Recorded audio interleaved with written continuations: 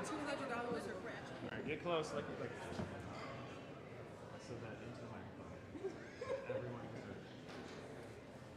I'll send this to you guys too. Thank you so much. I heard $200 is One more day. Oh, so classes. Oh, no, next week. Next week is classes, but Vanessa. No, I would have cried if we go back this week. If we go back. Yes.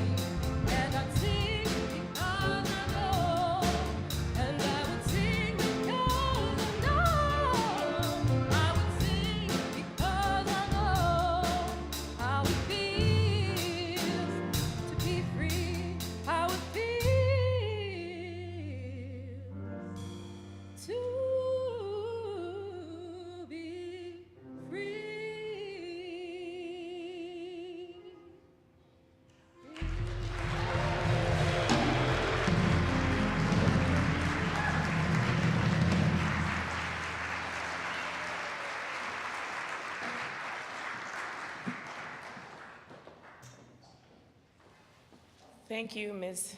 Michaela Brown. I wish I knew how it would feel to be free. Freedom is not free. Good morning, everyone, and good morning, and welcome to the Unitarian Universalist Church of Arlington. My name is Gail Crawford, and I am grateful to serve as one of the board members here at UUCA. Today is Sunday, January 19th, 2025. Whether it's your first time coming here, or you're joining us as your regular Sunday place of worship, whether you have braved the weather and come here in person, or you're watching online, live, or if you're watching the recording, welcome. We are so grateful that you have joined us here today. Here at UUCA, we are a community of radical acceptance.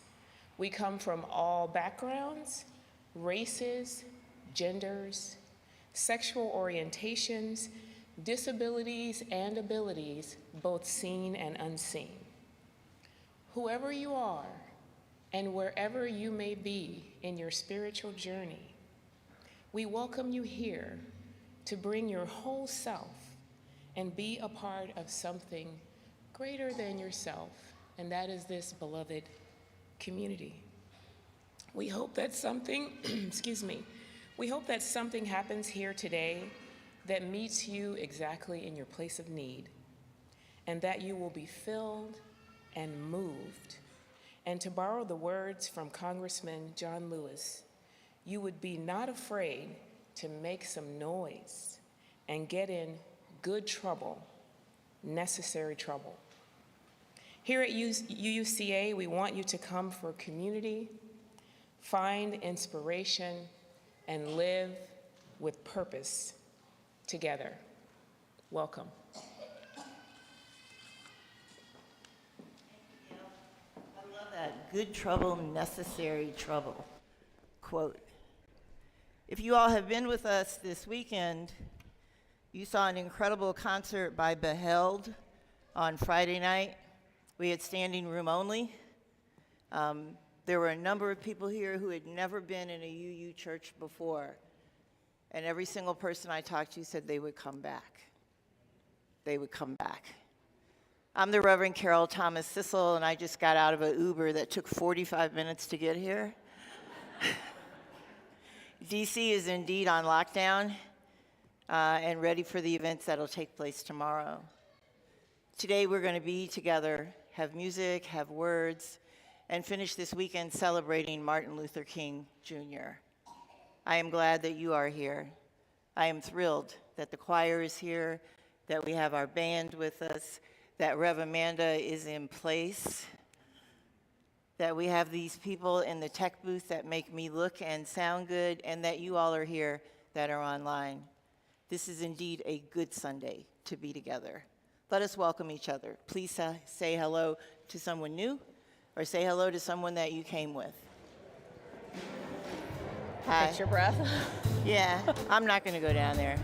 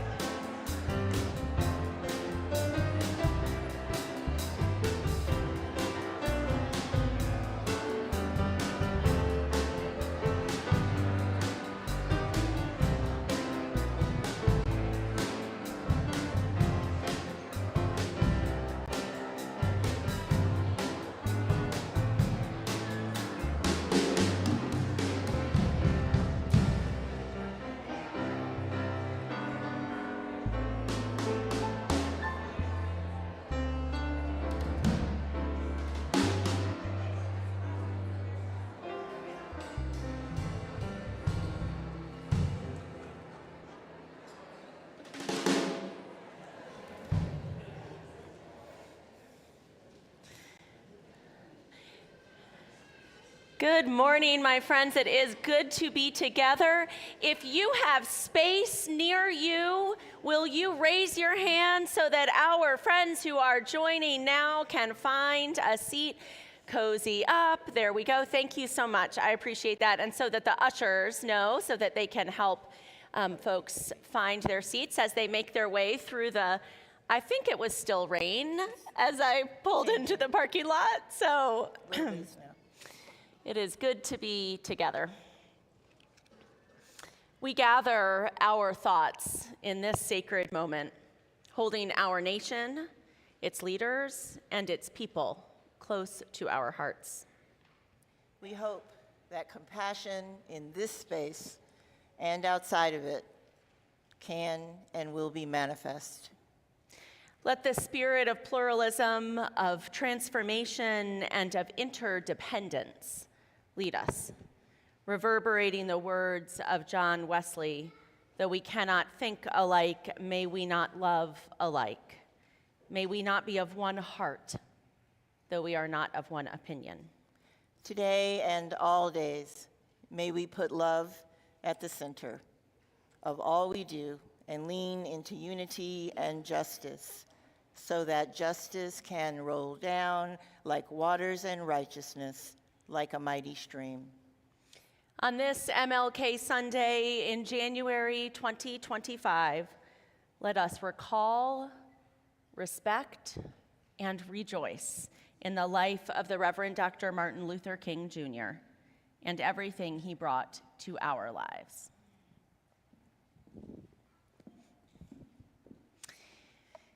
Each week here at UUCA, we light a candle of compassion, holding in our hearts all those who are suffering in our neighborhood, in our wider world, in our own community. Today, I hold particularly the transition of power in our country and all of the ways that power also lives in the people and in our actions. I hold all those who are working for a ceasefire in Gaza with hopes that there may be an end to killing. I hold those in Los Angeles waiting as the winds change again, and those in our own community here in Arlington and beyond looking ahead to cold days. May we hold in our hearts all who suffer, who grieve, and may we be dedicated to justice and to love.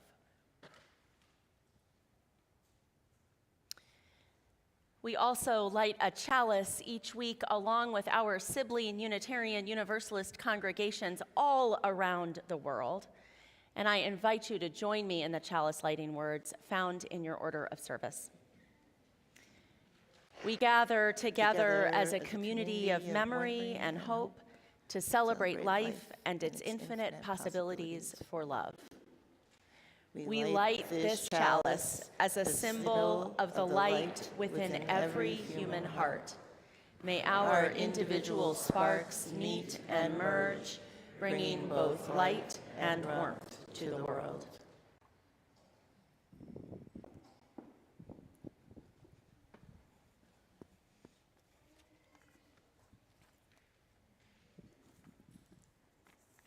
The reading that's in your order of service is not what I'm about to read to you.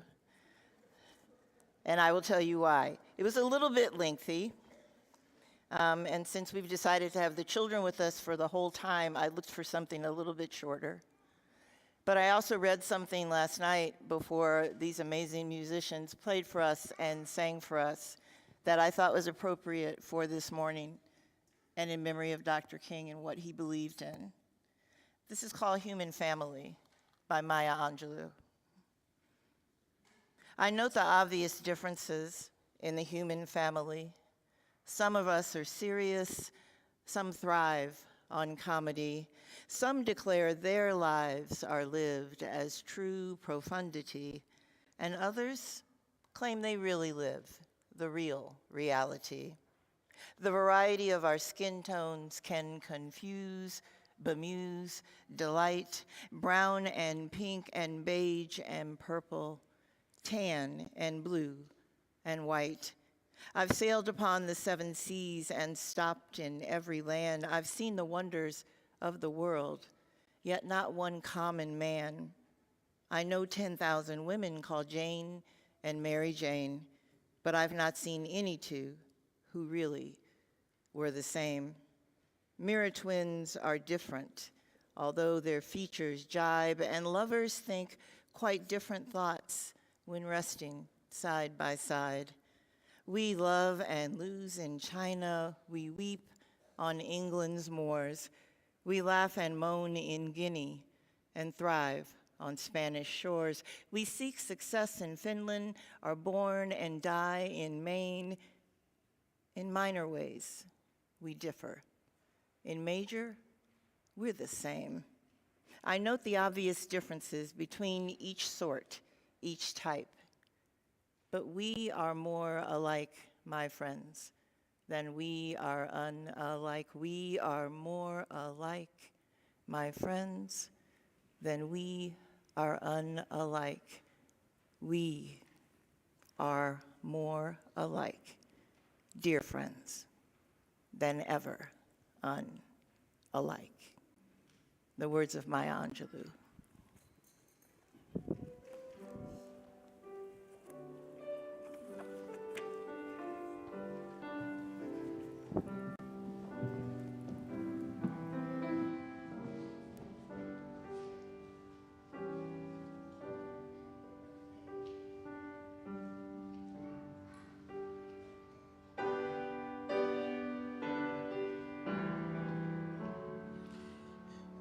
Precious Lord, take my hand, lead me on, help me stand. I am tired, I am weak, I am worn. Through the storm, through the night, lead me on to the light. Take my hand, precious Lord, lead me on.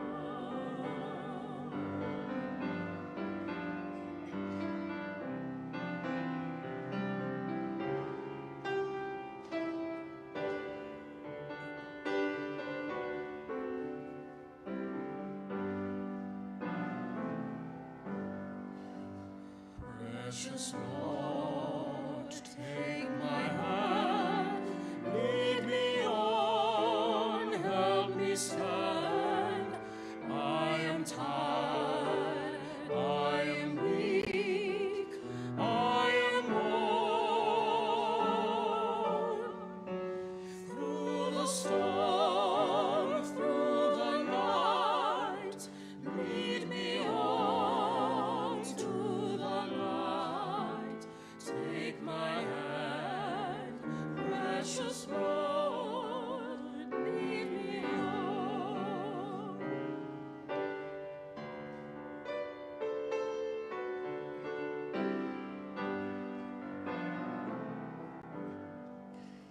When my way goes dim, precious Lord, linger near. When my life is almost gone, hear my cry, hear my call. Hold my hand, lest I fall. Take my hand, precious Lord, lead me home. Precious Lord, take my hand, lead me on, help me stand. I am tired, I am weak, I am worn. Through the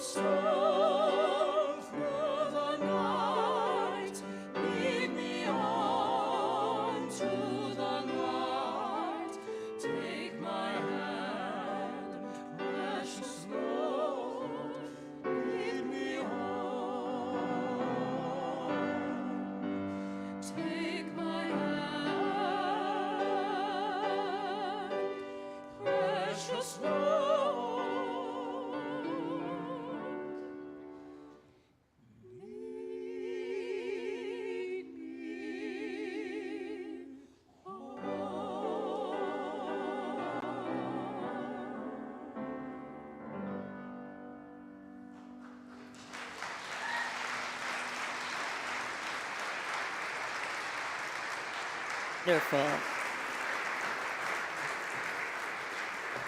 Oh, man. We are blessed with amazing music. Before we have our wisdom lesson, I want to invite our music director, David Mann, to come forward and talk to you just a little bit about the music in the service today, and to thank and introduce the young people who have decided to join us and sing for us this morning. Good morning, everyone. As Rev CTC mentioned, my name is David Mann. I'm the Director of Music. My pronouns are he, him. If you're joining us for the first time, we have our incredible sanctuary singers who are going to be singing with us later. We always have our UUCA band with Fred, Jeff, Topher, and Barry playing with us this morning. Yes, let's welcome them. But of special significance, which you just heard, is we're going to be featuring pieces that were either important in Dr. King's speeches or to his personal faith. The first you heard was Precious Lord, and we'll invite you to sing on There Is a Balm in Gilead later on. But those people who sang are from the University of Maryland Vocal Performance Program. They're undergraduate students there. We have Joshua Lee, tenor.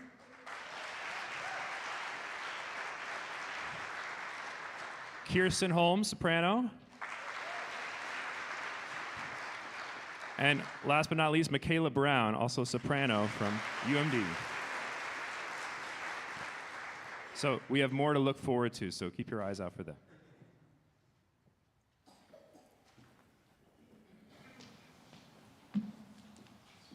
Hi, I'm back up here.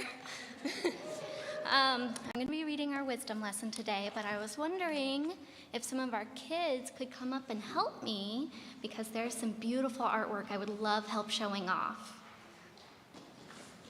Yeah?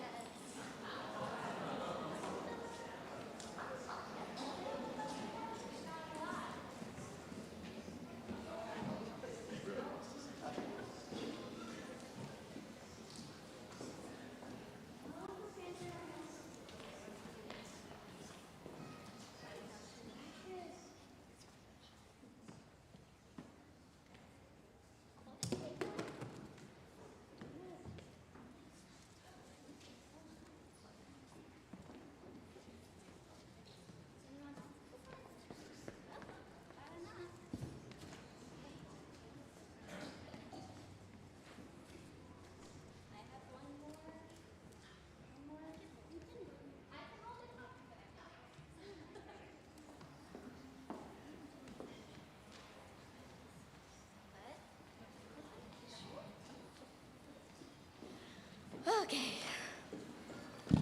Well, we might need to scoot a little bit. Just maybe go down on this. Perfect.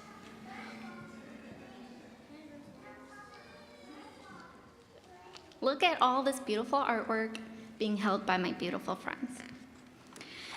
Today, I am going to be reading The Artivist by Nicholas Smith. I love to paint.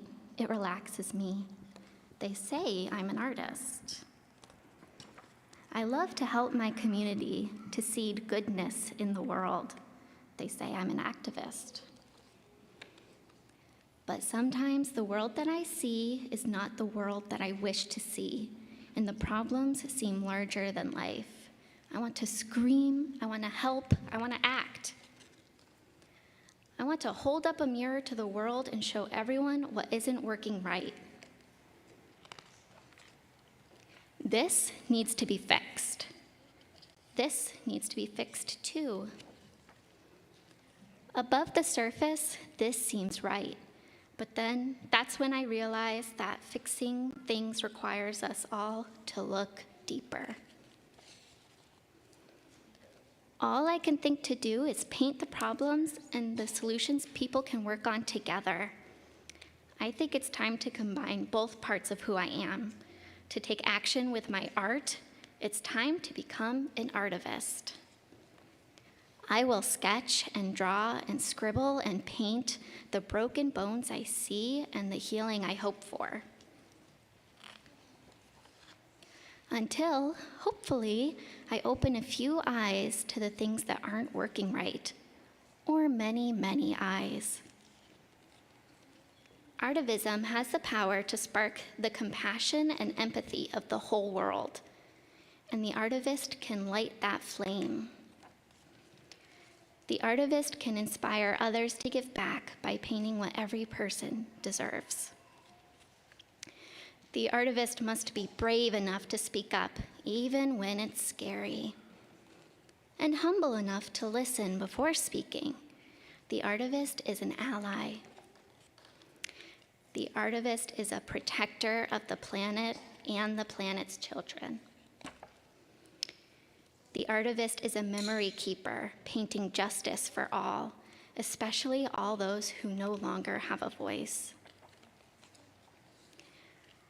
The artivist doesn't only paint, she sings, he writes, they film. We repurpose, we build. We bring awareness to what can be changed for the better so that everyone can take action. The artivist is a visionary who pieces the world back together until the world is whole again. The artivist is you. What change will you create? Thank you so much to my friends who helped me by showing off these beautiful pictures. You can actually take them back to the spirit space if you want to look at them more closely. Go ahead. Thank you, guys. Thank you. Yeah, don't forget your candle. Take this one too. Good job. Thank you, Jane. Thank you. You can take them.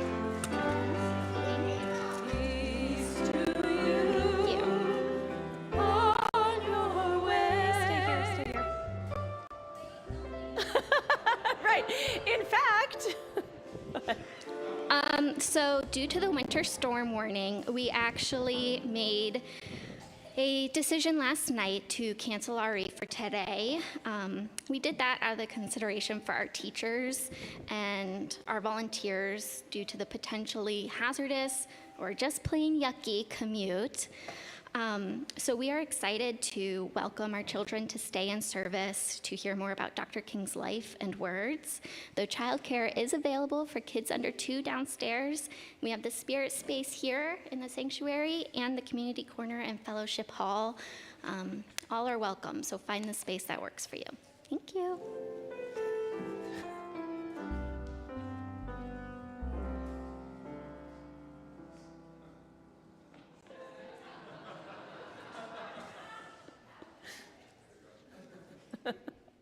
great recovery. Thank you so much for that. Michaela and David, don't leave. It is amazing how music moves our feet and just moves us along in the way that we anticipate it. So what a joy to be with you all and to have our special musical guests with us. It is wonderful to have you and to have our children with us through this service as well.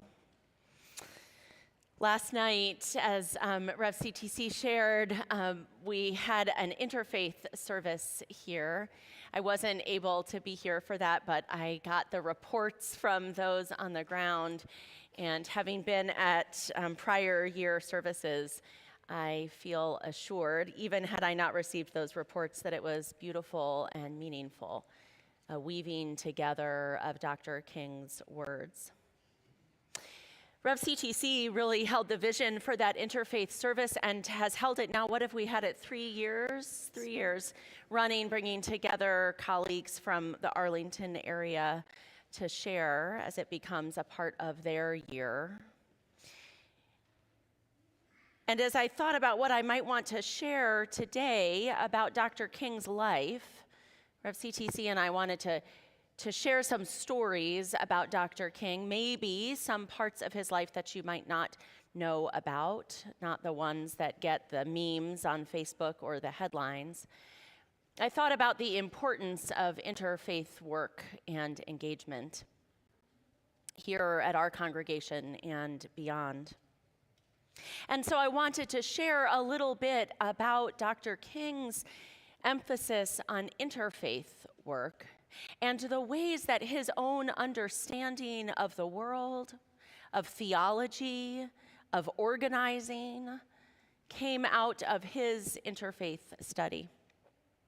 I'm indebted to two authors who wrote about this work. Eboo Patel, who is the founder of the Interfaith Youth Corps. You may have heard about their work, bringing together interfaith young people, young adults, and teens all around the world to build connections and ultimately to work toward justice and peace. And also an article that was written by Roy Whitaker, then Associate Professor of Black Religions and American Religious Diversity at San Diego State University, who wrote, again, as Patel did, about Dr. King's interfaith work. So many of us perhaps associate Reverend Dr. Martin Luther King Jr. with work here in the United States, and in particular with the Black Civil Rights Movement of the 50s and 60s. And we may associate him as well as coming out of the Black church movement, supported by it, almost inseparable from it, as the Civil Rights Movement is inseparable from Black church in the United States and the organizing power within African American churches throughout the South and throughout the country.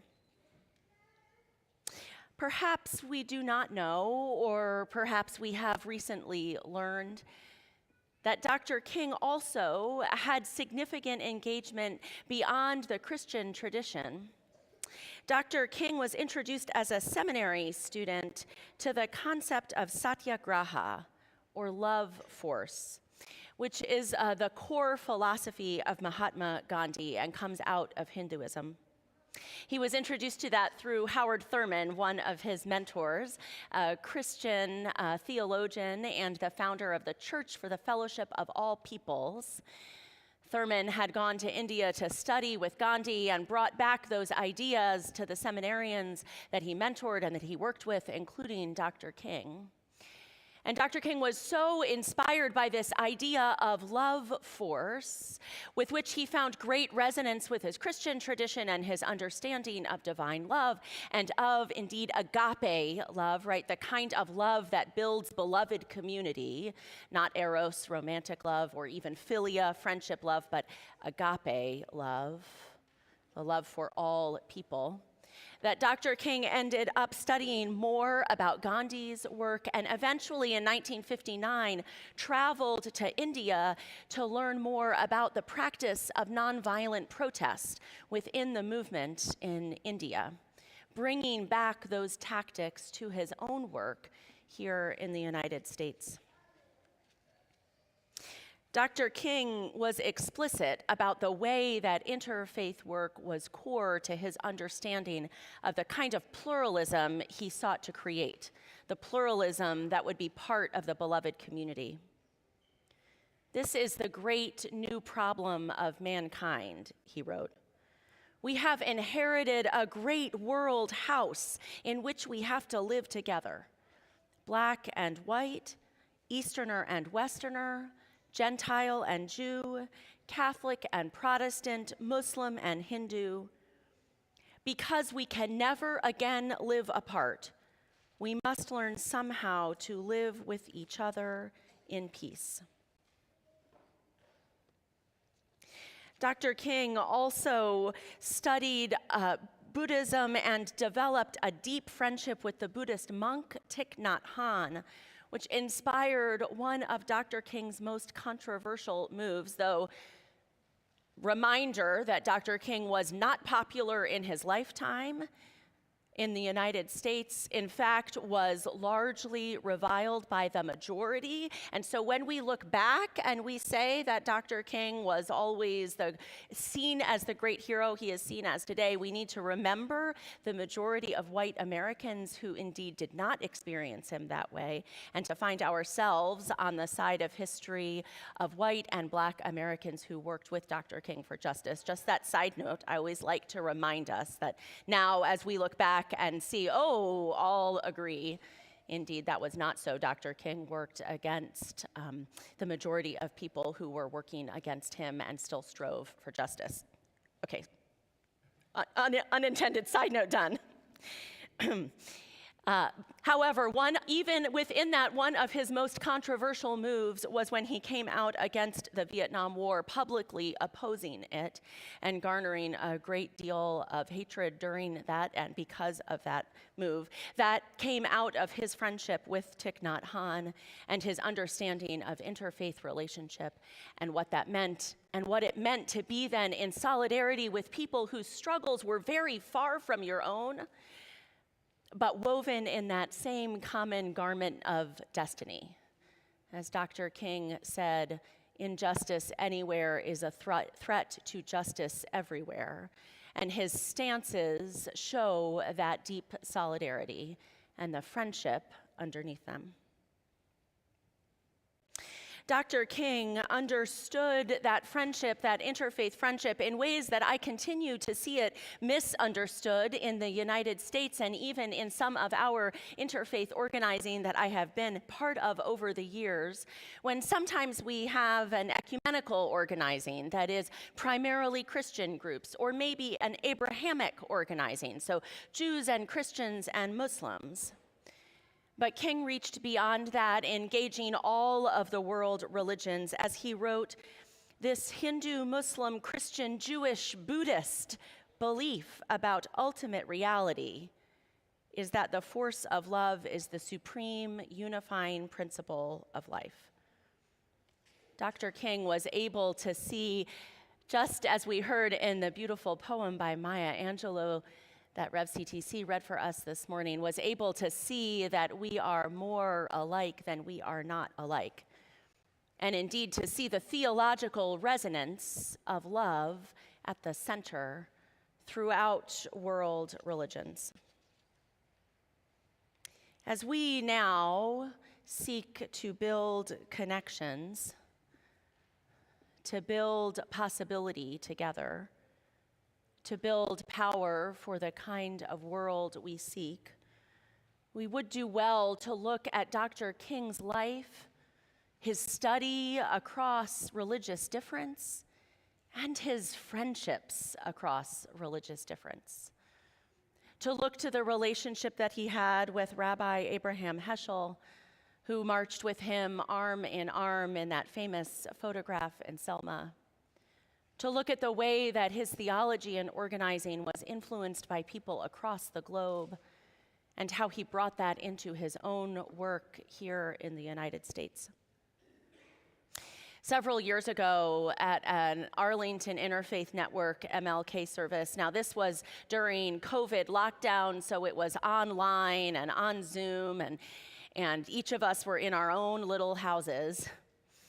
There was a service online where we had many clergy speaking about the influence of Dr. King on their own lives and in their religious traditions, and you know how clergy go on, and I'm about to wrap. And I have to tell you, I do not actually remember what every clergy person said. I think it was all very beautiful. But there we were on Zoom. One lay leader, however, from a church with whom I think I do not always agree, one lay leader who came from South America as an immigrant to the United States, spoke about the influence of Dr. King in her country of origin and in their struggles for justice. And she reminded the primarily American-born people at that service that Dr. King belonged to her too, that his work was important for her country too. a reminder of the way that theology and organizing and thought follow through these relationships and spread around the world. At the beginning of December, we learned together about the history of the song, "We Shall Overcome," coming first from Black churches in the South, and then to women organizing for labor rights, and then through the Highlander Folk School, and then to Dr. King's ears, and then to India, and then to South Africa, and then to South Korea. And we remembered the way that music and words travel across difference.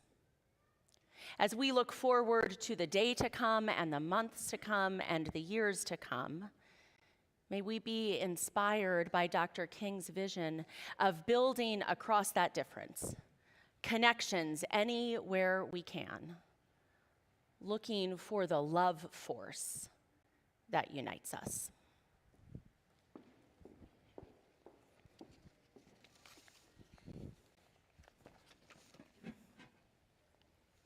The next part of today's service will take us through 3 different spirituals. I want to sort of give you a little context for those before we get started. So we first have There Is a Balm in Gilead, which you'll join us on. Spirituals often involve metaphor and sometimes secret messages. So in the instance of Deep River, crossing over Jordan into Campground, that metaphor really was a secret message for the Underground Railroad to cross the Ohio River to get to the north, to get to freedom and into Canada. And before that, we have A City Called Heaven, a song just expressing sorrow and wanting for a better future and a brighter hope for tomorrow. But now we're going to invite you to sing a spiritual that was important to Dr. King's parents. On a night when he was threatened with his life and asked to leave town in 3 days or else at midnight, he gave a sermon the next day where he said, "I don't mind telling you this morning that sometimes I feel discouraged living every day under the threat of death. I feel discouraged under extensive criticism. I feel discouraged that my work's in vain, but then the Holy Spirit revives my soul again. There is a balm in Gilead to make the wounded whole. There is a balm in Gilead to heal the sin-sick souls." You have those words in your program, and we invite you to sing both verses with us and the choir.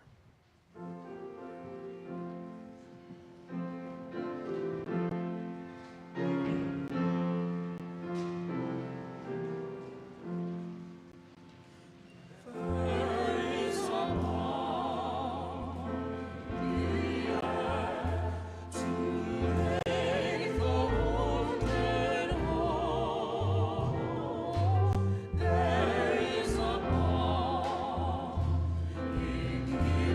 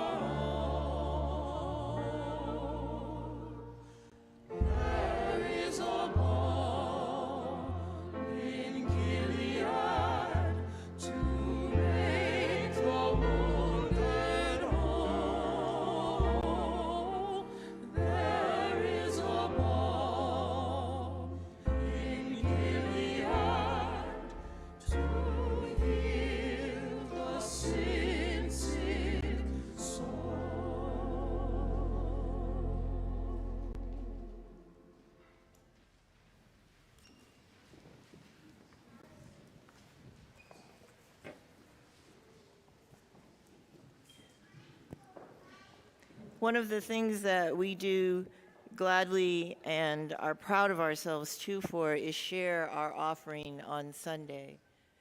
Usually Share the Plate goes to the same group or organization every Sunday in a specific month. We've had a little blip in our lives, the raging fires in California.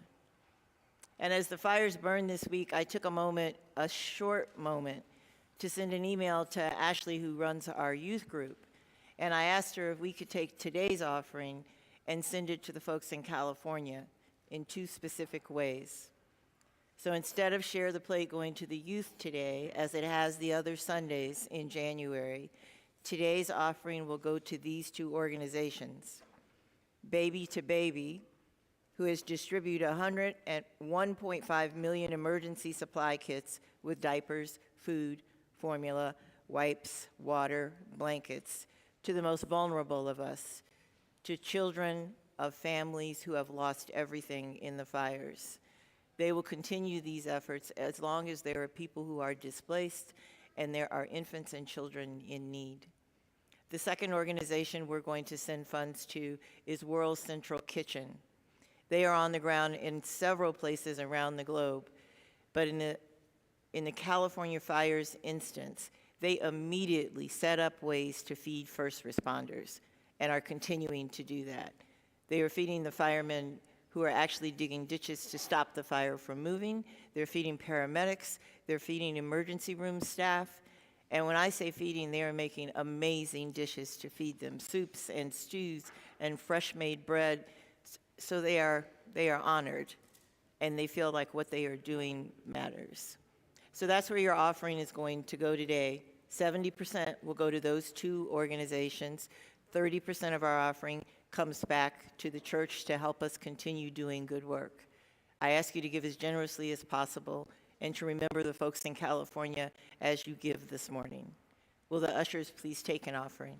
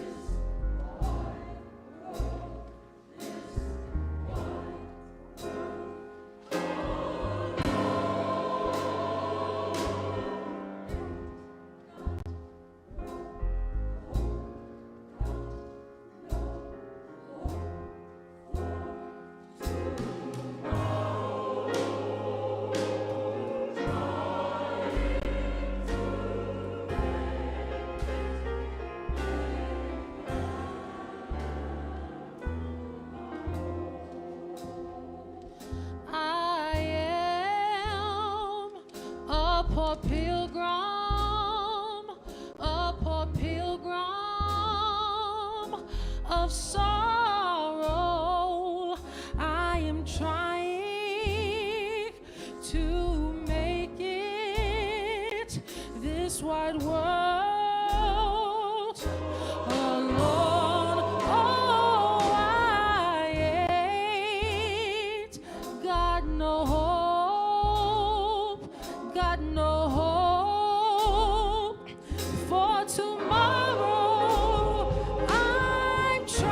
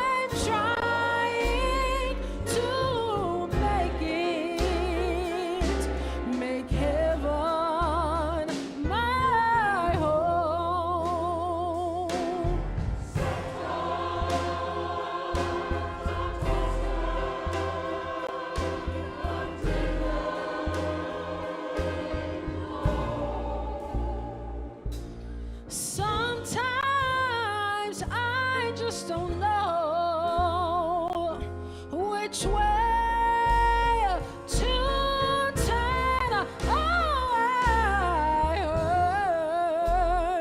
heard of a city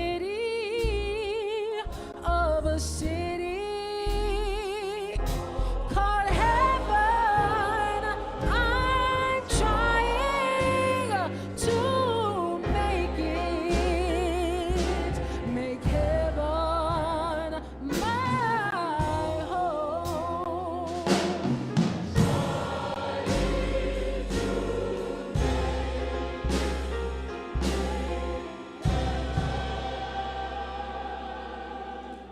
My home.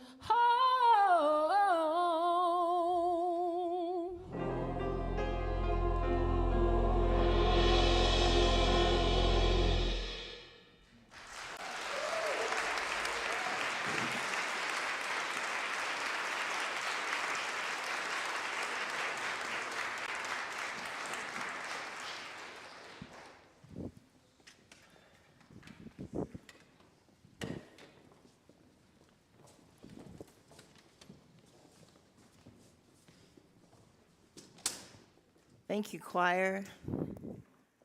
And thank you all for being generous with your offering this morning. Please bring the offering forward.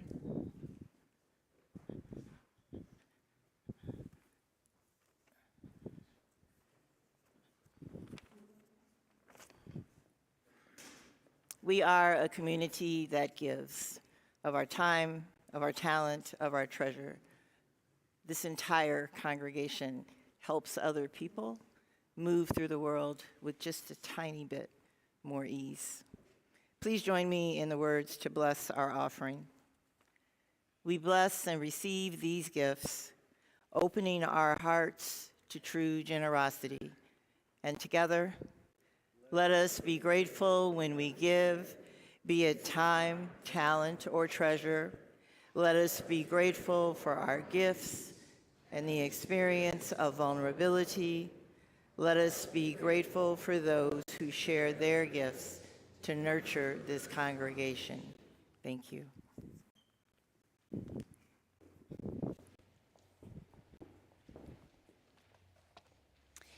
I have two readings to share with you this morning ahead of Rev CTC's reflection.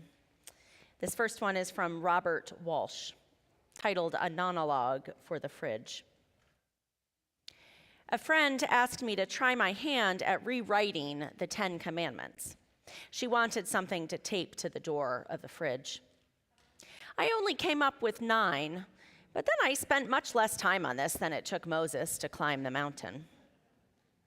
1, you shall not worship the finite and the conditional as if it were the ultimate. 2, you shall keep to a rhythm of work and rest in the spirit of the Sabbath. 3, you shall keep your promises. 4, you shall tell the truth. 5, you shall try to make amends for the things you break. 6, you shall honor the people who give and sustain life. 7, you shall honor the earth.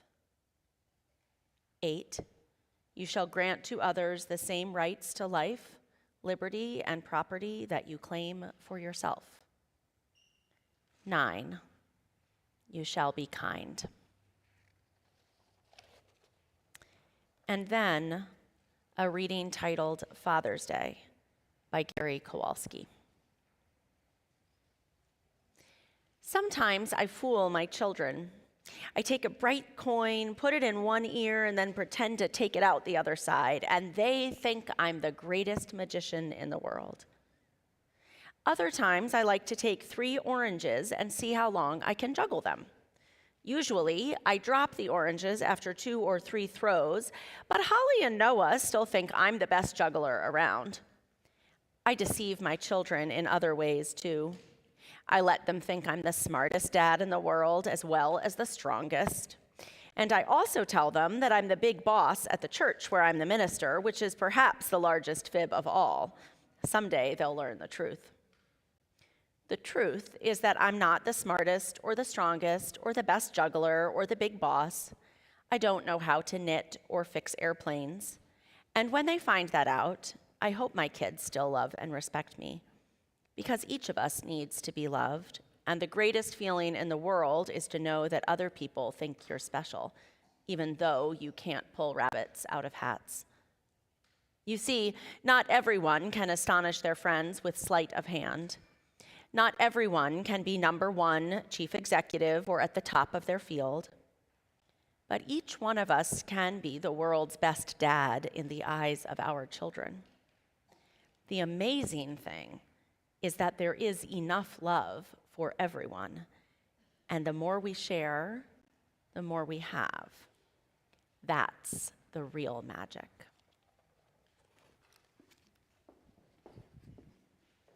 At this time, I'd like to invite Joshua Lee back up to share one more selection from yesterday evening's program. This is an arrangement by Harry T. Burley, one of the first African-American arrangers and world-famous baritones of the early 20th century, who wrote down the spirituals of his forefathers and made it possible for us to enjoy them as hymns and as solos today. And this is that original arrangement. And Josh, come on up. Let's welcome Josh back up here, everybody.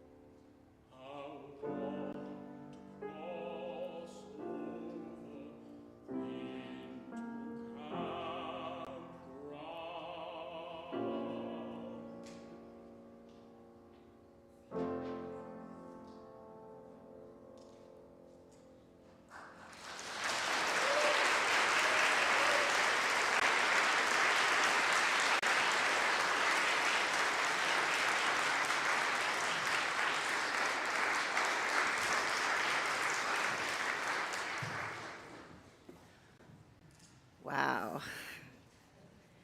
Would the three of you, Maryland choral scholars, stand up, please? We won't have another chance to thank them, so let's give them another round of applause.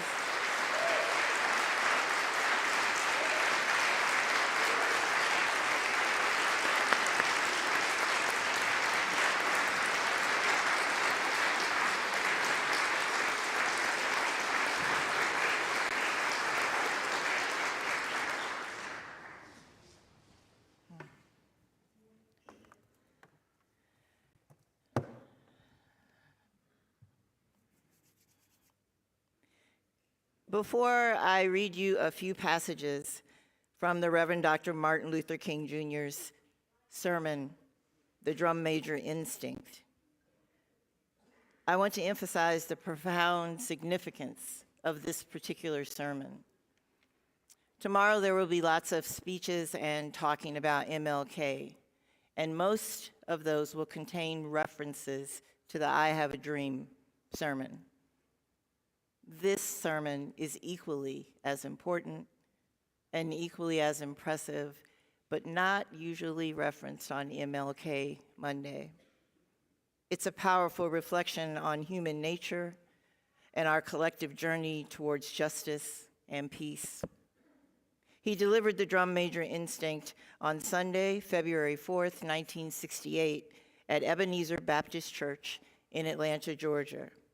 It was precisely 2 months before he was fatally shot on April 4th, 1968, at the Lorraine Motel in Memphis, Tennessee. On that day when King was shot, he was rushed to St. Joseph's Catholic Hospital, where he was pronounced dead at 7:05 p.m. He was 39 years old. In this sermon, The Drum Major Instinct, he prophetically spoke of his own imminent death and issued a compelling challenge to his congregation and to the entire world, a challenge that remains urgent and relevant right now. His words were not just a call to action, but a call to immediate action, urging us to address the issues of injustice and inequality without delay. He told them both, his congregation and the entire world, that we had to harness an inborn human drive, the desire to be out front, the desire to lead the parade, the desire to be first, the desire to be recognized, the desire to receive distinction. The drum major instinct is those things. This instinct, King said, leads also to the most tragic expressions of man's inhumanity to man, including white supremacy, violence, over-consumerism, and unjust wars. In these words, King desired to move individuals to change the mechanism, the instinct rooted in human beings from the day we are born, to shift it, to use the drum major instinct to promote justice, righteousness, and peace, to channel the instinct into acts of service and love. 50 years after King's death, his words continue to resonate new depth and meaning. They empower us. They empower us to celebrate the civil rights movement's hard-won victories, but also challenge us to confront the structures and the systems that continue to perpetuate oppression. King's words, deeply relevant words, are here for us as we continue to work for peace, to work for justice in the Middle East, and for an end to the Russia-Ukraine war. The words remind us that this fight for justice and peace was not just then.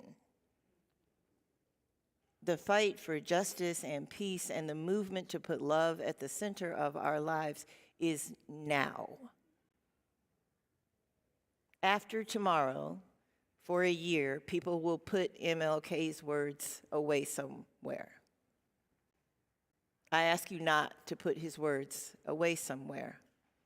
I'm going to read a tiny bit of the drum major instinct to you, this sermon that most people don't know very well, that holds one of the great stories of King's life, recognizing that we all want to be in charge, and recognizing that the fight for justice he was holding was going to lead to his death. You can watch the entire sermon on YouTube. You can watch other sermons of King's on YouTube. The idea that these words can continue to move us to justice is what's most important. These words are directly from the drum major instinct. Now, I'm going to share these words, and I am not Dr. King in any way, shape, or form. I am not going to try to use his cadence, but I am going to read the words that he wrote to you. First, an introduction in the sermon. We all want to be important, to surpass others, to achieve distinction, to lead the parade.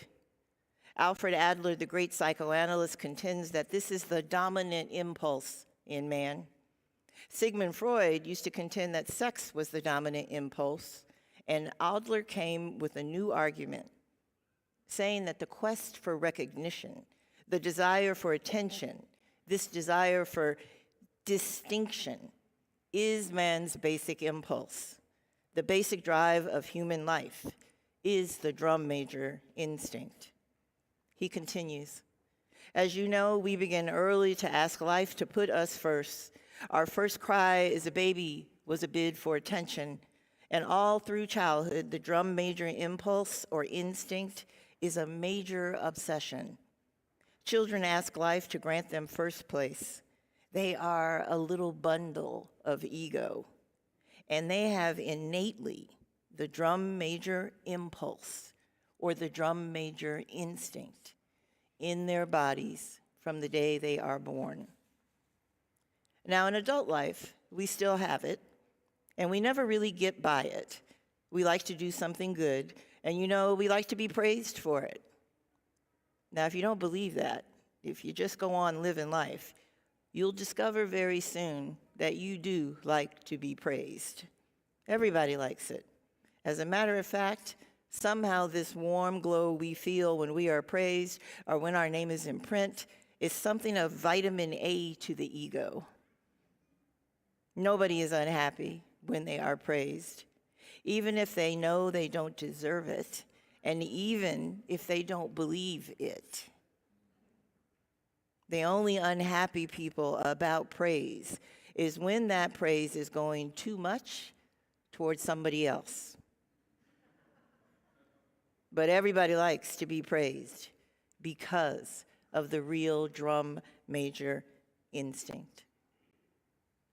Another section of his sermon, Problems with the Drum Major Instinct. Do you know that a lot of the race problem grows out of the drum major instinct? A need that some people have to feel superior, a need that some people have to feel that they are first, and to feel that their white skin ordained them to be first. And they have said over and over again in ways that we may see with our own eyes, they were meant to be first.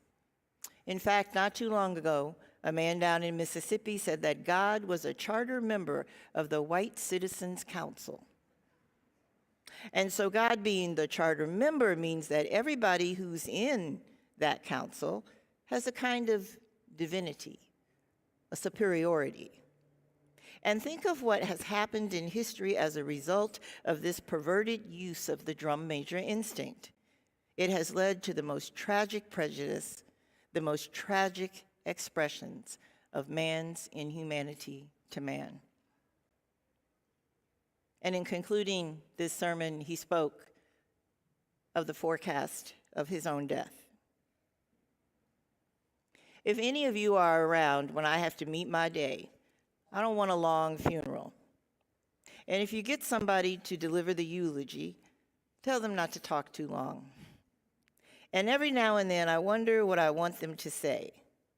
Tell them not to mention that I have a Nobel Peace Prize. That is not important.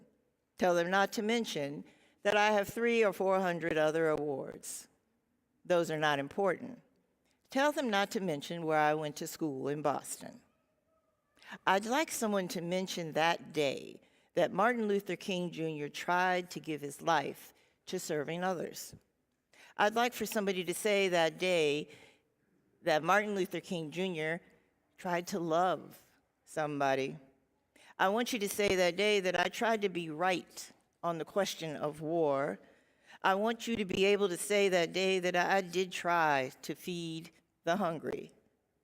And I want you to be able to say that day that I did try in my life to clothe those who were naked. I want you to say on that day that I tried to love and serve humanity. I want you to say on that day that I did try in my life to visit those who were in prison. Yes, If you want to say that I was a drum major, say I was a drum major for justice.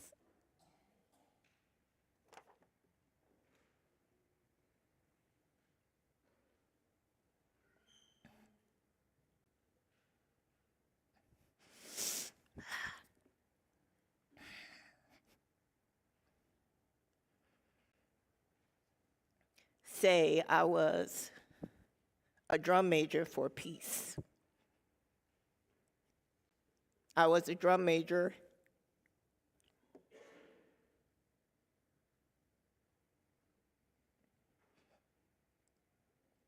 for righteousness. And all of the other things, the shallow things, won't matter. I won't have any money to leave behind. I won't have the fine and luxurious things of life to leave behind. But I just want to leave a committed life behind. That's all I want them to say.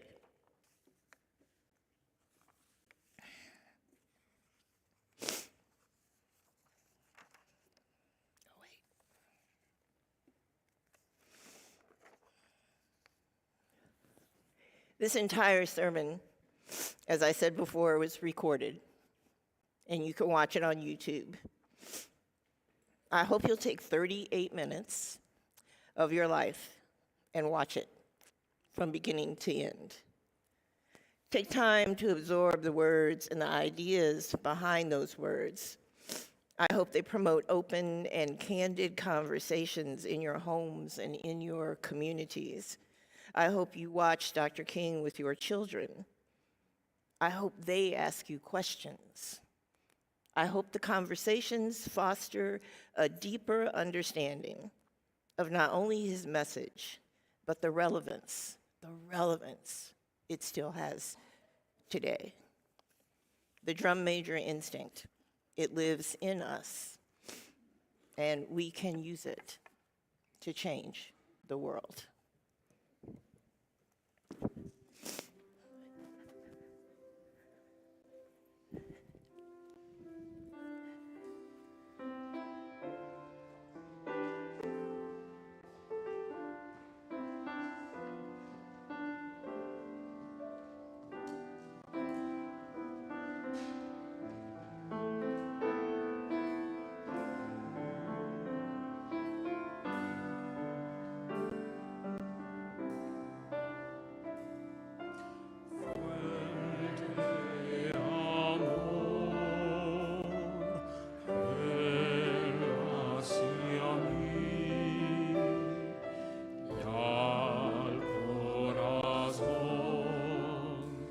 Cantate tum passion, sopra Giona,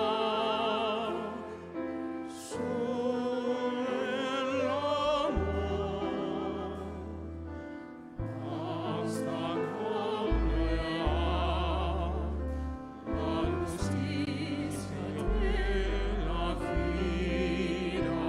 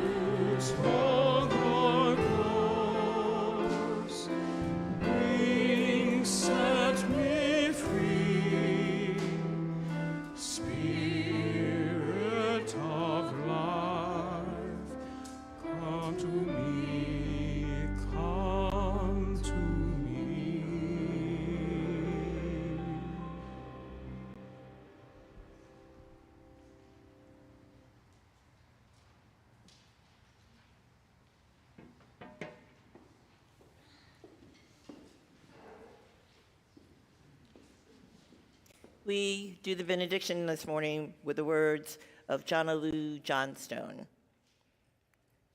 We shall overcome. When we can truly celebrate the diversity of contributions and talents offered by all people, we shall overcome hatred and prejudice and oppression. When we can truly extend our hands to one another in loving acceptance, we shall overcome the past that haunts us now. Living in peace and freedom, we shall overcome the wrongs that have happened and the debts left unpaid. Let us join together in that commitment to overcome. Let us together say, Amen. Amen. I still have a dream. It is a dream deeply rooted in the American dream. I have a dream that one day this nation will rise up, live out the true meaning of its creed. We hold these truths to be self-evident, that all men are created equal.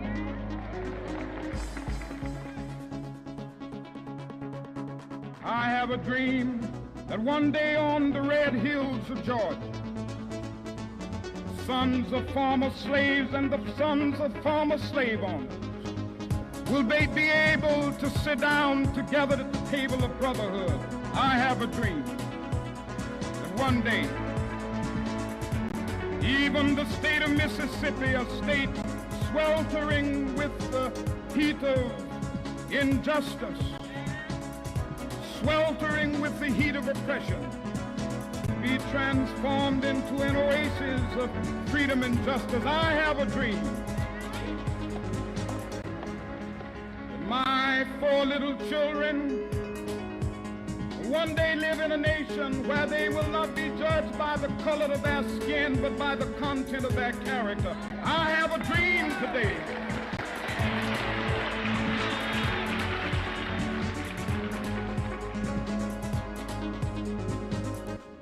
I have a dream that one day down in Alabama, with its vicious racists, with its governor having his lips dripping with the words of interposition and nullification, one day right there in Alabama, little black boys and black girls will be able to join hands with little white boys and white girls as sisters and brothers. I have a dream today.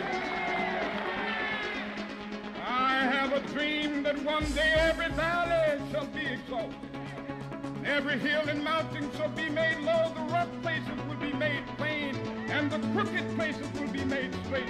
And the glory of the Lord shall be revealed, and all flesh shall see it together. This is our hope. This is a faith that I go back to the South with. With this faith, we will be able to hew out of the mountain of despair a stone of hope.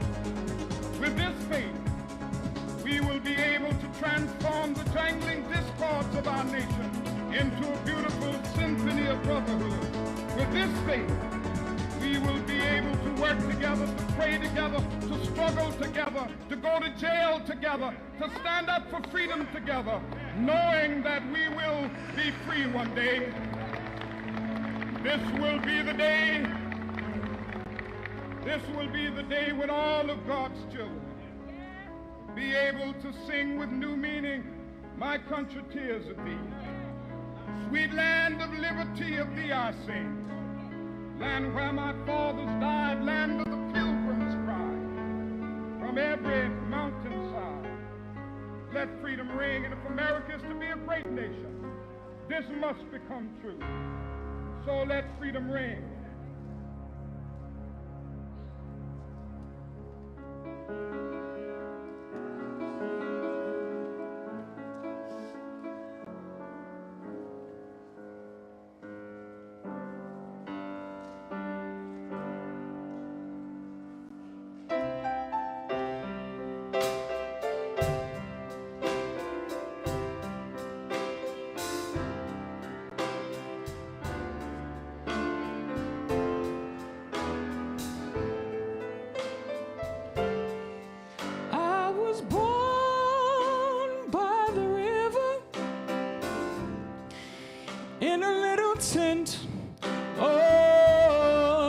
just like the river, I've been running ever since.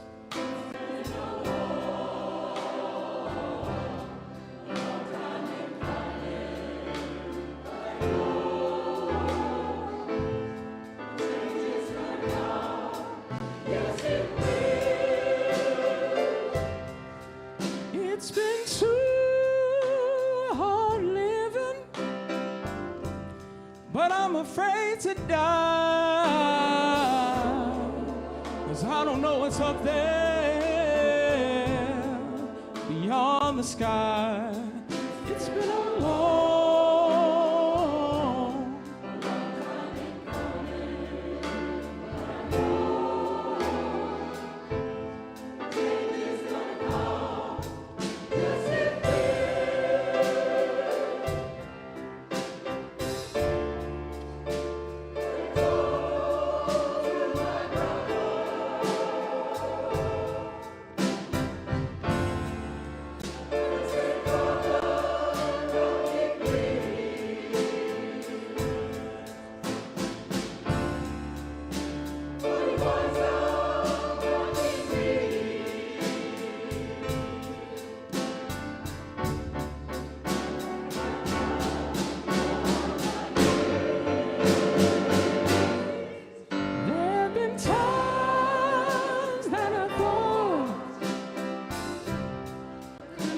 for long.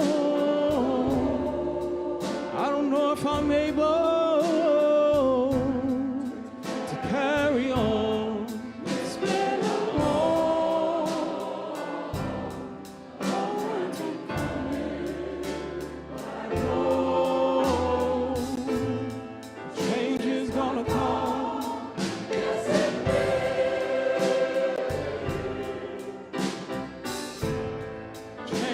Gonna come, yes it will.